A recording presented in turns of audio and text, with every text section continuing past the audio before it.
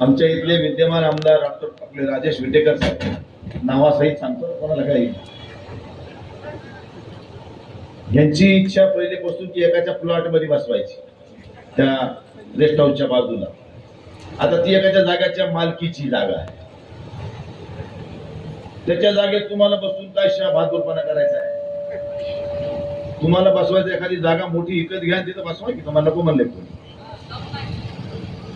पण छत्रपती शिवाजी महाराजांचा पुतळा कोणत्याही प्लॉट मध्ये बसणार नाही, तो चौकामध्येच बसणार.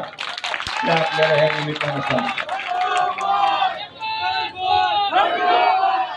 आणि तुम्हाला आज जाहीर करतो सगळ्यांच्या साक्षीने की तो सोनपेठ मधला छत्रपती शिवाजी महाराजांच्या पुतळ्याला लागणाऱ्या जे काही जबाबदारी खासदार म्हणून माझी असेल हे तुम्हाला सांगतो. त्यामुळे तुम्ही त्याची चिंता करायचं काम नाही. आता जे काही निधी आपल्याकडे आलाय नगरपालिकेला शिवसृष्टीच्या नावाखाली, तर त्या चौकाचं सुशोभीकरण असेल, त्या भागामध्ये असलेला जरा व्यवस्थित टापटीपणा, रस्ता, लाईट, वीट, म्हणजे आगळं वेगळे सृष्टी आपण या ठिकाणी सोनपेठ मध्ये निर्माण करू. जी अनेक वर्षापासून सोनपेठकरांची प्रलंबित असलेली मागणी आहे, तिला पूर्णत्वास नेण्यासाठी नगरपालिकेसोबत आपण सगळेजण मिळून या सोनपेठ नगरीमध्ये एक नवचैतन्य निर्माण आणण्याचं काम आपल्या सगळ्यांना मिळून करायचं.